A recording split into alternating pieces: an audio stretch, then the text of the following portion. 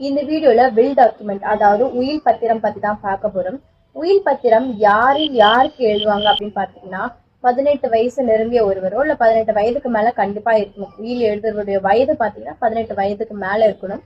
அவர் அவருடைய காலத்திற்கு பிறகு யாருக்கெல்லாம் அவருடைய சொத்து போகணும் அப்படின்ட்டு அவர் அதுல டீட்டெயில்டா எழுதி வச்சிருப்பாங்க. யாருக்கு வேணா இருக்கலாம். அது ஒருத்தருக்கு அவருடைய மொத்த சொத்துக்களையும் ஒருத்தருக்கு கொடுக்குற மாதிரி இருக்கலாம், இல்ல 2-3 பேருக்குன்னு பிரிச்சு கொடுக்குற மாதிரி இருக்கலாம். அந்த பத்திரத்துல அதை பத்தி எல்லாமே தெளிவா எழுதிருக்கணும். அவருடைய அசையும் மற்றும் அசையா சொத்துக்கள் எல்லாத்தையுமே லிஸ்ட் அவுட் பண்ணி தெளிவா அந்த உயில் பத்திரம் இருக்கணும். இந்த உயில் பத்திரத்தை பாத்தீங்கன்னா ரிஜிஸ்டர் பண்ணணும் அப்படிங்கிற அவசியம் கிடையாது.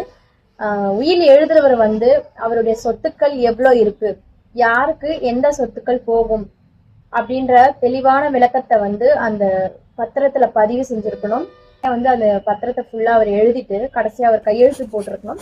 அதுக்கப்புறம் விட்னஸா ஒரு 2 பேர், அந்த சொத்துக்கு சம்பந்தமே இல்லாத ஒரு 2 பேர் விட்னஸ் கையெழுத்து போட்டிருக்கணும். இந்த உயில் எப்போ செல்லும் அப்படின்னு பாத்தீங்கன்னா, உயில் எழுதியிருப்பாரு இல்லையா, அவருடைய உயிர் போன பிறகுதான் இந்த உயிலுக்கு உயிர் வரும். சோ உயில் பாத்தீங்கன்னா எழுதினவருடைய உயிர் போனதுக்கு அப்புறம் தான் இந்த உயில் செல்லும். அதுக்கு முன்னாடி அவர் உயிரோட இருக்கிற காலத்துல அந்த உயிலை மாத்தி எழுதணும்னு நினைச்சாலும் இல்ல ரத்து பண்ணணும்னு நினைச்சாலுமே அவர் அதை பண்ணலாம். மேலும் இது போல லீகல் இன்ஃபர்மேஷன்ஸ் தெரிஞ்சுக்கணும்னா என்னோட சேனலை சப்ஸ்கிரைப் பண்ணி வச்சுக்கோங்க. தேங்க்யூ.